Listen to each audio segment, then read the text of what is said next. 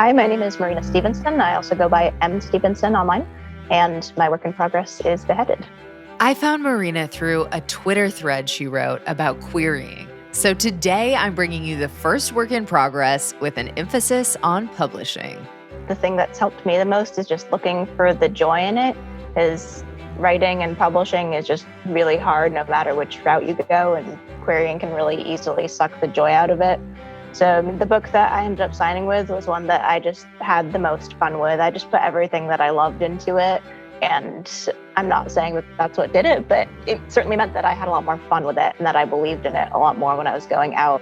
Marina shares how she landed her agent, her top querying tips, how Beheaded is doing out on submission, and more in today's episode. There's nothing to writing. All you do is sit down at a typewriter and bleed. Welcome to The Bleeders, a podcast and support group about book writing and publishing.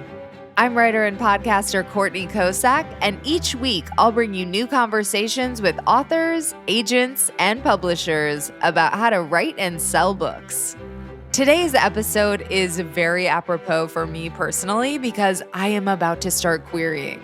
So I just want to give y'all a little update before we get started. I actually took 2 weeks off of the podcast to get my book proposal polished, and I wound up adding like 25 more pages. But it feels done. And also I'm excited to add more, but I am like talking myself off the ledge by telling myself adding more would be the process of writing the book. So I think I'm finally ready to send it out. It's getting a little beefy for a book proposal, and I'm planning to have my fiance proofread it this weekend, and I'm officially going to start querying on Tuesday. So it's exciting, but this is such a timely topic for me. So anyway, we're going to talk a lot more about querying with today's guest. But first, let's get to know Marina a little bit better with a lightning round.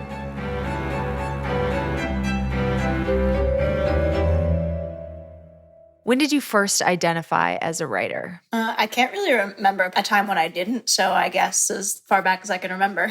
And what is your all-time favorite book? That's a really hard one, but I'm going to go with Braiding Sweetgrass by Robin Wall Kimmerer. What is this book and why is it your favorite? It is a nonfiction book. It's kind of, I guess it's a collection of essays, but it's all about nature connection and like through an Indigenous lens and reflecting on like motherhood and the society. And it's really beautiful writing. It's kind of like a comfort read for me.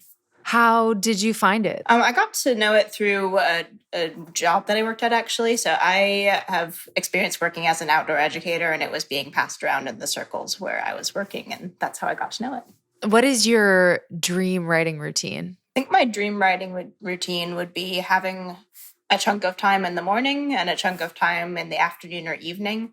So I can't write for extended stretches of time, but like having multiple times would be great.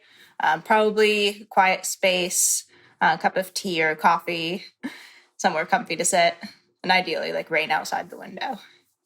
Oh, rain. Okay. And what is your real writing routine? My real writing routine is that I sit down for about an hour after dinner on weeknights, and I write as much as I can. What's one piece of writing that makes you jealous you didn't write it? I really admire the Swords and Fire trilogy by Melissa Caruso. It's an adult fantasy series that has just awesome world building. The pacing is so fast-paced and spot on, and the character arcs are all fantastic. I've been slowly working my way through it, and I just finally finished the third book in the series this week, so it's on my mind at the moment, but really good. Oh, okay. Okay, now we will get into your work in progress. So set us up. What's the working title and the premise? Sure. So I am currently on submission with an adult fantasy novel. It is called Beheaded.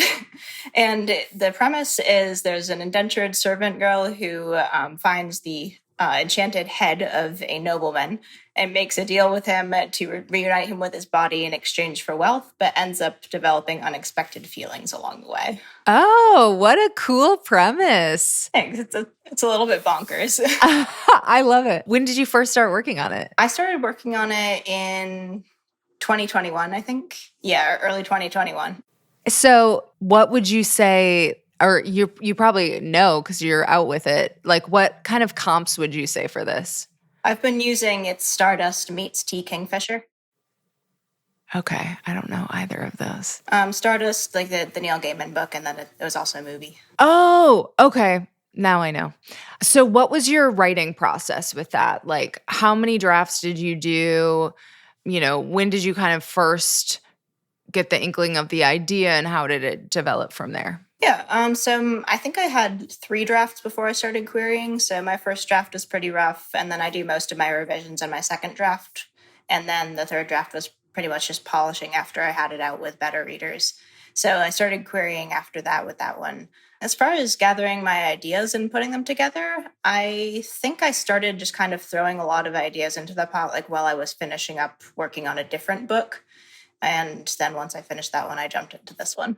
Let's back up then. What had you written before? And yeah, when did you first kind of start writing like full length stuff? I started writing full length stuff when I was 9. Oh, okay. So, yeah, this was the 6th book that I've written. So, my first one was also a fantasy novel that I started when I was 9 years old, and I worked on for about a decade. I did finally finish it, but at that point, I was like, okay, this is definitely not publishable. So, I put it aside.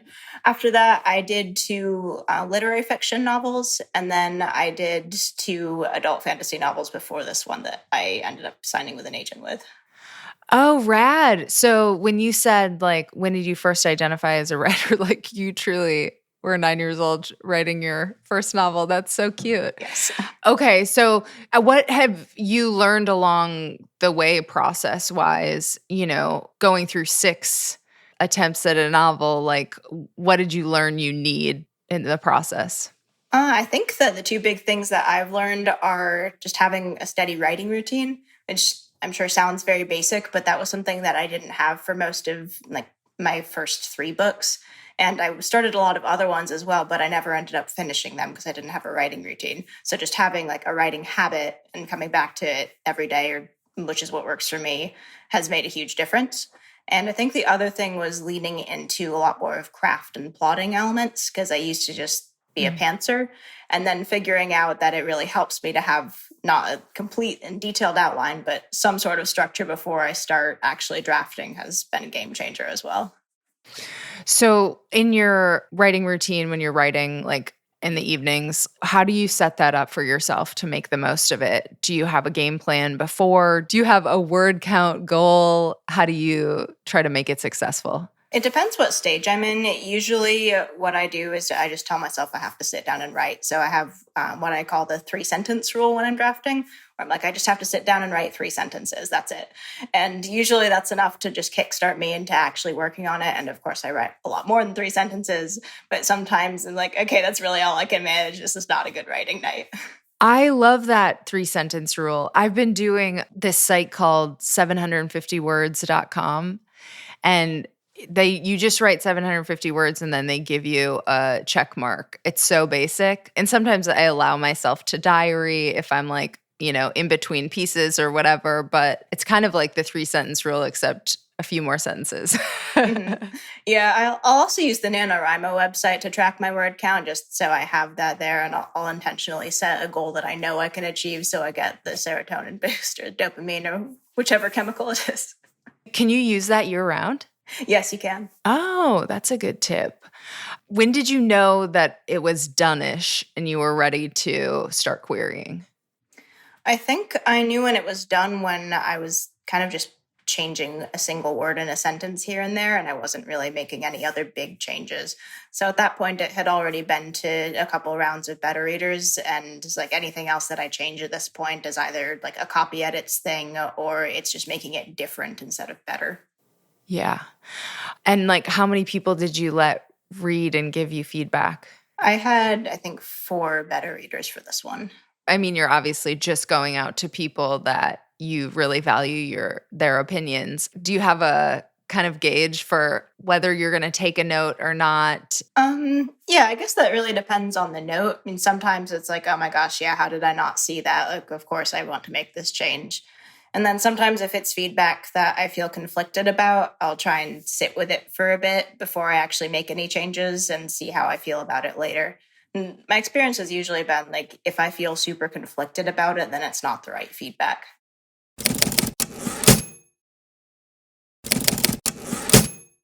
We're going to chat more with Marina about her querying experience and tips, but first I want to read you her thread because it contains some additional nuggets of wisdom. So here we go. Querying in 2022 and beyond, ? A thread, and some thoughts I've been thinking about my querying experience as someone who queried actively during most of the last 2 years and signed with an agent in July. This thread isn't quote unquote tips so much as things I encountered / what to expect. Disclaimer. This information is based on my subjective, personal experience as a relatively young white writer who did not identify any marginalizations in my querying materials. YMMV. Your mileage may vary. Okay, here we go. 1. If you're basing your expectations on old querying information, alter them. Querying right now is really tough. Old metrics and strategies, such as what a successful request rate is, batching queries, expecting feedback, may not apply. 2. The most important thing is to protect your mental health. Querying is tough. Self-care is vital. Here are some things I did to help myself. Have a separate querying email. Turn off notifications. Only check it when you're mentally prepared. If you have the willpower, don't put it on your phone. I kept removing mine from my phone only to put it back on when I lost my resolve. I love that. Work on something else, something that gives you joy. Ideally, something you can query if this one doesn't pan out. The book you're querying is not your only shot. I aim to have the next book ready to query by the time I finish my query list for the previous one. 3, keep a spreadsheet to track your queries. I used Query Tracker, but I also had a separate document with more details and notes. Also, try not to obsess about Query Tracker. Hard, I know. It's easy to lose yourself wondering why the next query got a response and yours didn't. 4, don't wait on feedback from agents and don't expect it. I've seen advice telling writers to wait for personalized feedback before sending more. My experience was that I got little to no actionable feedback, even on fulls. Instead, get feedback from critique partners and beta readers. 5, related. Expect long response times and ghosting on both queries and fulls. I got requests 9 to 10 months after I queried, and multiple agents ghosted me on fulls, even after I nudged with an offer. And this was after I narrowed my list to avoid agents who I knew ghosted. 6, batch sizes are not super helpful right now. Don't get hung up on it. The right quote unquote batch size is whatever works for you. I usually sent queries 5 at a time because that was what I could handle. 7, ignore request rates. If you're getting requests, your query is working. I actually found request rates to be unhelpful. I would get so focused on the request rate that I was reluctant to send new queries because it would lower my rate. It can make you feel horrible if your request rate is low, and that number doesn't predict whether you get an offer. 8, do your research before querying any agents. Don't waste your time or theirs if they wouldn't be a good fit. I made a list of things I wanted in an agent. If an agent didn't meet all of those criteria, I wouldn't query them. 9, manuscript wishlist matches only go so far. I've seen a lot of writers say they're heartbroken because an agent whose manuscript wishlist was perfect rejected them. Please don't read into this too much. Similarly, don't get too fixated on quote unquote dream agents. Your dream agent is the one who will champion your book. You don't know what an agent is actually like until you talk to them. 10, participate in pitch contests. Even if you don't get any agent likes, you're getting yourself out there. And it's a great opportunity to connect with other writers. And then pin your best pitch to your profile. I've gotten likes this way well outside of pitching windows. 11, how many agents to query? I kept going until I cleared out my list / all the remaining agents were closed.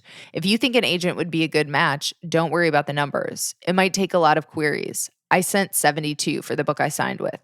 12, be aware that querying is really, really tough right now. If you're not getting requests, it's not because you're a bad writer.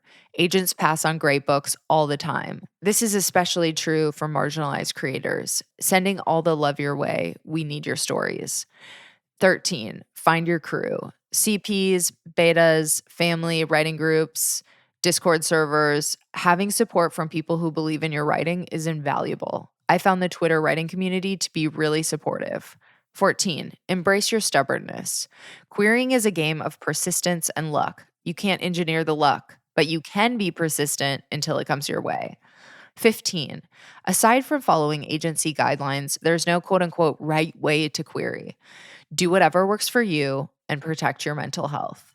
To close this out, these are all my subjective thoughts and experiences. If someone is telling you you must do X in order to be successful, take that advice warily.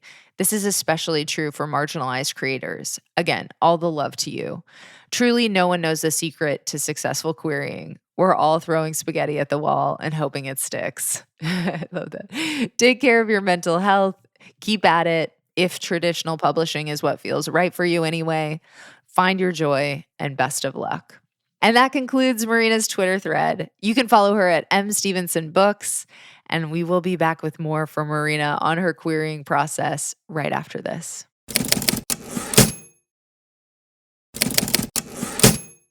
Okay, so moving into querying, what was your experience? And then we'll talk about like some best practice tips. Sure. So this book that I ended up signing with was the 5th book that I queried. So I sent my first queries like way back in 2014, and they were terrible. I would say I started querying in earnest, actually knowing what I was doing or learning more what I was doing in late 2020. So pretty much a terrible time to start querying. Right. So, okay, well, on that first round, what were you doing wrong that you wouldn't do again? Like, what did you learn from that? My very first queries that I sent didn't really have plot paragraphs. So I just kind of talked about what the book was about, but not what happened. I didn't have any comp titles, and I included a truly embarrassing plea for them to consider my work, even though I was new. So I would not do any of those things. Do you feel like the work is significantly grown? I mean, that's a long time, right? Oh, yeah, absolutely. Yeah. Absolutely. Okay, so how did you approach it this time, kind of knowing better what to do, and how did you decide who to go out to and stuff? Yeah, so this time for this book, I already had a pretty extensive list of agents that I had also narrowed down just from doing a lot of research from a couple of previous books. And I started with, I think I sent 10 queries my first time to just kind of test the waters. And I didn't really get very many responses, so I sent some more, and that's just kind of how it's going at the current time, is from what I hear from other people as well. Is there used to be a lot of advice about you send out these batches and you wait until you get this percentage back, but I don't really think that applies anymore. So when I had it at the point where I was like, I am confident in my query, I've gotten a lot of feedback on it that is all positive, and I've had a lot of people look over my first chapter, I just kind of went for it. What was the response? Like, how many waves until you got requests for fulls, and how did it go down? Yeah, I actually got some fulls before I even sent proper queries with this one, because my first dip into querying for this particular manuscript was the last PitMed. Oh. So that was the previous December, and I got some likes on my pitches for that immediately. So right out the gate, I had 2 or 3 fulls that I sent out. And then how long until you found, because you found your agent, so how long did it take you, and was it just fit? How did you land on the right person? Yeah, I think a lot of it is just luck, including that my agent happened to see one of my pitches on Twitter outside of a normal pitching contest. But I started querying in December 2021, and then I signed with my agent at the end of July. So about 7 or 8 months. Any other responses that were helpful for you along the way, or feedback that you got, or just mostly nothing? I did get some more requests, but I didn't really get anything that I would consider feedback until I had my offer. For other, especially fiction writers who are getting ready to query, what would you recommend as far as best practices or tips for them? Yeah, I would say for querying, probably the most important thing is just to protect your mental health, because it is very challenging. And I'm sure that you'll hear this across the board, but things are really, really slow right now. So just expecting that it's going to be slow, knowing that's not a reflection of your work or your value, but just you're probably not going to hear back quickly. If you do, it's probably going to be a form. So doing what you can to protect your mental health and find the joy in your writing process has been really important for me. What have you learned about like establishing and maintaining this agent relationship? Like, are you guys talking about what's next, and how are you trying to like make that a win? Yeah, so after we ended up signing, we did one more round of revisions and then went out on submission pretty quickly because he really only had some minor things that he wanted me to fix, and those were all things that I agreed with. So we went out on submission about a month after we signed, and so we're currently on our first round of submission, and pretty much I get updates whenever there's any news, which so far has mostly been negative news, but that's how it goes. At least it's news. And I have started working on something else. So I pitched my agent a series of a couple different ideas that I had. And he's like, I like this one, but really you should just work on what you feel passionate about, because there's really no predicting exactly where the market's going to go. Yeah, that's a good answer. Okay, cool. So what's on the bucket list? You're working on your next thing, but what are your dream goals? Well, I'd love to get a book deal, of course. Yeah, because my dream has always been to be traditionally published. I don't know if you're familiar with Elle Griffin, who publishes on Substack, and obviously there are loads of people that publish on Amazon. I feel like especially the kind of genre stuff you do is popular with those methods. Have you thought about that? I have. I think there's definitely some bonuses to going indie. I think for me, honestly, I just don't have the marketing chops for it. So, and that combined with, it's always just been a dream of mine to be able to walk into a bookstore and see my book there. So I'm going to stick with this traditional publishing as long as I can. And if it doesn't work out, then I suppose I would look at other options. But right now I'm going to try it out. Yeah. Well, you're out on submission, so you're moving along towards the goal.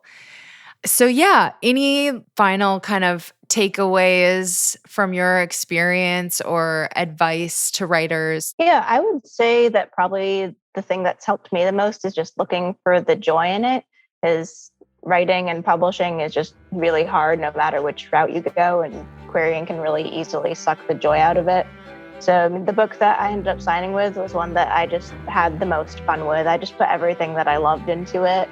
And I'm not saying that that's what did it, but it certainly meant that I had a lot more fun with it and that I believed in it a lot more when I was going out. So I think just looking for ways to have fun and to enjoy whichever part of the process you're at and find what you love about it has been really important for me. Awesome. What's your all-time favorite piece of your own writing?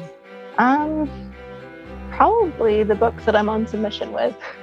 Fair enough.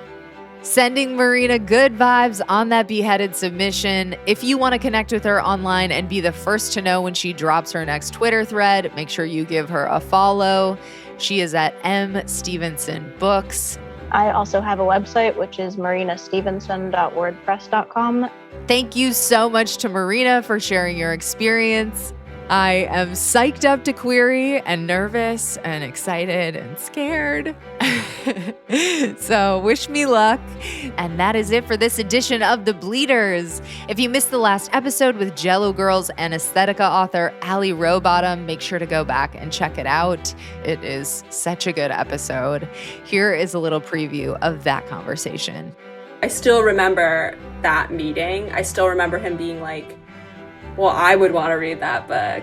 And you think you can make 80 pages by the end of the summer. And that, honestly, that assignment changed my life, because I was like, oh my God, 80 pages. I don't think I've ever written 80 pages, but I went off with a goal. And, just hearing someone be like, I would want to read that book made me think, all right, I guess I'll write it. Thank you for joining me for this episode of The Bleeders. Writing is so much better with friends. I'm your host, Courtney Kosak, and hey, let's connect on social media. I am at Courtney Kosak, Kosak, on Twitter and Instagram. And make sure you're signed up for the Bleeders Companion Substack. The link is in the episode description. And join me again in 2 weeks for another episode. In the meantime, happy bleeding!